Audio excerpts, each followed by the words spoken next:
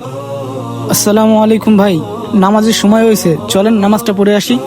তোমার নামাজ তুমি পড়ো, নামাজের দাওয়াত দিবে রাইছো। আমাদের সময় হলে আমরা নামাজ পড়ে নেবো, যাও। আইছে বড় নামাজি আমাকে নামাজের দাওয়াত দিতে। ভাই শোনেন, আরে বিজয় ভাই, আপনি? আমি তো আপনার কাছেই যাচ্ছিলাম। হিমেল ভাই, আমি একটা জিনিস প্রায় নোটিস করলাম যে আপনি ওই দুইটা লোকরে প্রায় সালাম দেন কিন্তু ওরা উত্তর দেয় না।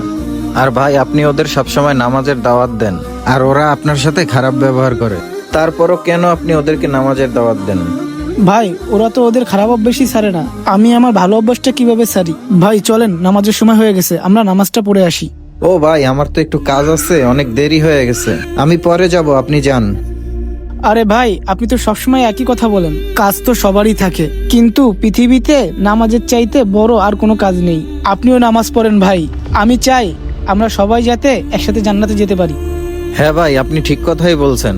আচ্ছা আপনি আমার একটা কথা বলেন তো ভাই, আমি এক সময় দেখতাম আপনি কাজ করতেন, নামাজ পড়তেন না ওইরকম, কিন্তু হঠাৎ এখন দেখতেছি আপনি 5 ওয়াক্ত নামাজও পড়েন আবার কাজও করেন, এটা কিভাবে সম্ভব? ভাই আমি হঠাৎ করে নামাজি হয়ে গেছি, আর এখন আমি মন দিল দিয়ে নামাজ পড়ি। এই পরিবর্তন কিভাবে? আচ্ছা বলেন তো, এই দুনিয়ার ভিতরে কারা নামাজ পড়তে পারে না? ভাই আল্লাহকে যারা ভয় না পায় তারা নামাজ পড়ে না, আবার যারা মারা গেছে তারাও তো নামাজ পড়ে না, আবার যারা নামাজ পড়তে পারে না তারাও তো নামাজ পড়ে না, এবং অন্য ধর্মের লোকেরাও তো নামাজ পড়ে না। ভাই আপনিও তো নামাজ পড়েন না, যে কথাগুলো বললেন এবার আপনিই বলেন তার মধ্যে আপনি কোনটা?